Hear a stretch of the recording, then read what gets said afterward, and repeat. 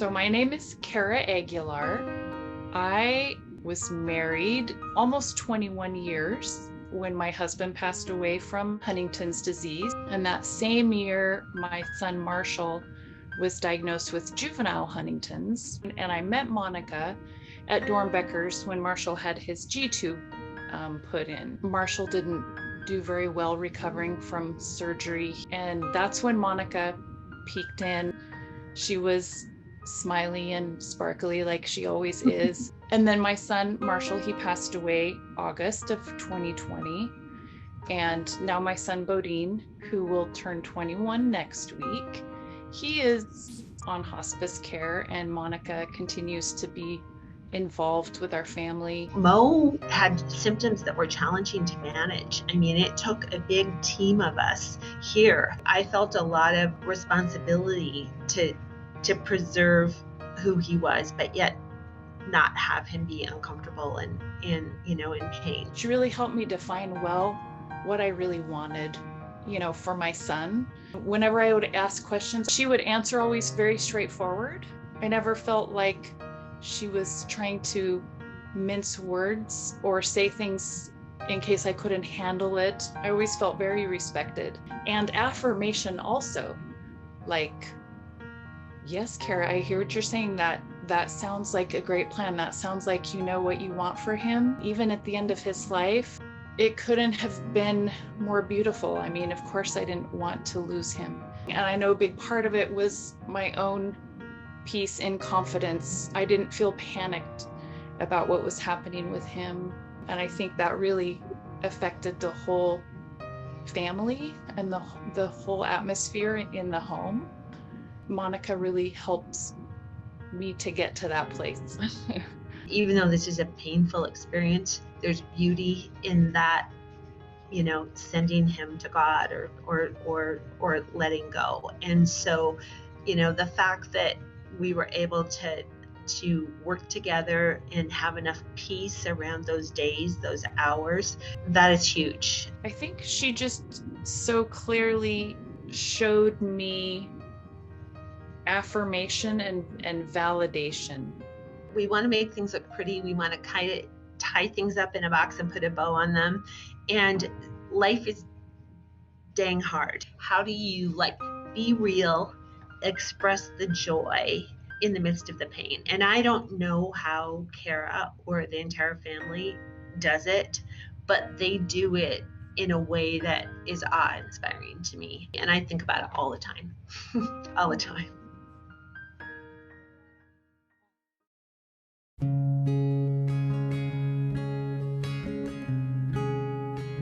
My name is Cassidy Sukarati.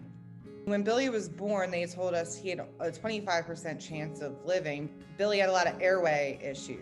Struggle, he had tracheomalacia, laryngomalacia, a chronic lung disease. He had a big bleb when he was in the NICU that completely collapsed his lung. Billy's last hospital stay was only 1 week, and decline was very quick, I guess. I mean, 1 week from admission, and then he died a week later. I hadn't even packed an overnight bag. So that's the state of mind that I was in.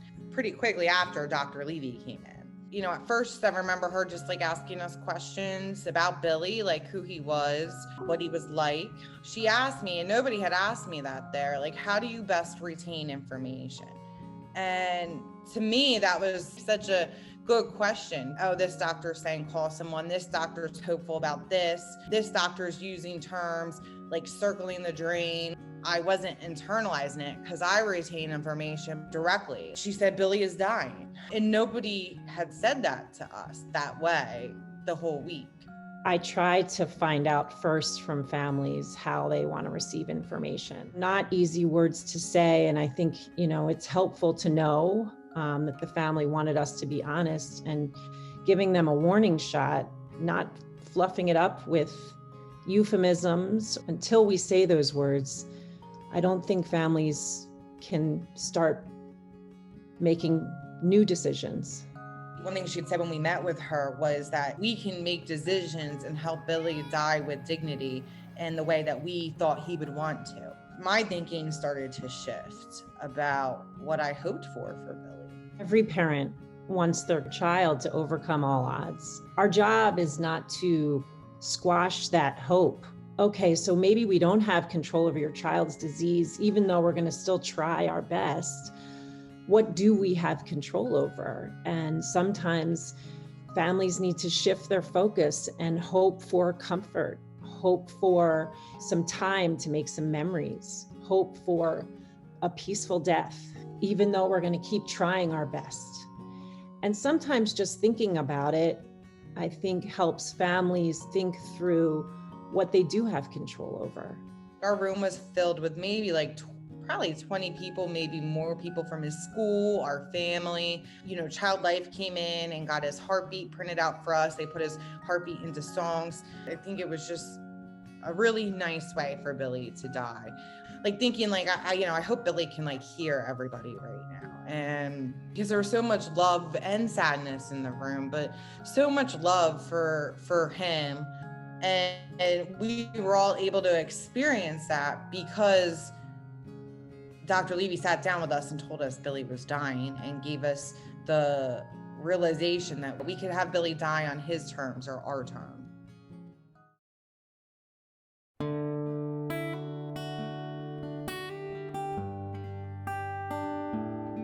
So I'm Shonda Salee, and this is Harper Grace Salee. She is almost 5.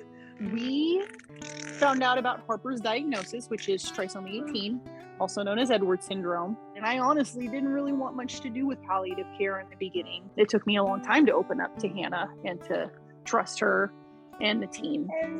I remember her being very nice and very caring and open, but to me it sounded like we were going to be forced into giving our child up before she had a chance to live, essentially. If there was one thing that I took away from that first meeting, it was, wow, this is an incredibly strong, incredibly intelligent, well-versed mother and father. Jeremy is amazing. And they knew what they wanted. And it was my job to get them there in the healthcare system. I really wanted her to know that, girl, I am here for you. I am here and I'm on your side. It definitely took a couple of visits, a couple of weeks for her to actually see that. We have to prove ourselves. Until I prove that, I am going to stick by you. I am going to fight for you. Why would you believe that I'm going to do anything else for you but just talk? I'm incredibly grateful that she allowed me that space and that time and that we were patient with one another. 5 years ago was my hopes and dreams are that my daughter lives long enough after birth that I get to tell her I love her and exactly how she is. And I hope to God I get to meet her. Wow, we made it to a year. Only 10% of these kids make it to a year. Here we are looking at 5. Right now, my hopes and dreams are that she's happy. And I know she is. Not only are we incredibly hopeful because Harper has had such a beautiful, meaningful, wonderful life that has touched so many people. That legacy that she is going to have for forever, we've taken part in that.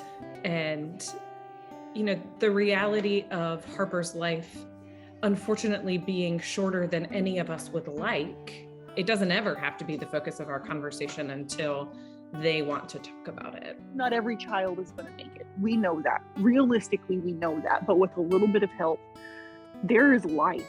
I find that I need to slow down a lot to appreciate time. And Harper Grace helped me with that in her 160 plus days in the hospital as we tried to figure out what she needed and how to get her home.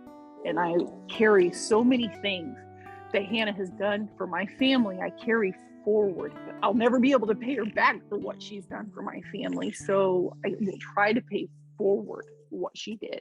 My husband is still active duty. Should the military ever take us away and we knew that Harper's time was coming, I would move us back here to make sure that it was Hanna who escorts us on that part of the journey. I would not be willing to walk that part of the journey without Hanna there, because I know that at some point when I have to hand my daughter over to Jesus. Now, when my hands are empty for the first time, that Hannah will be there to hold my hand, and I don't want anyone else in that position.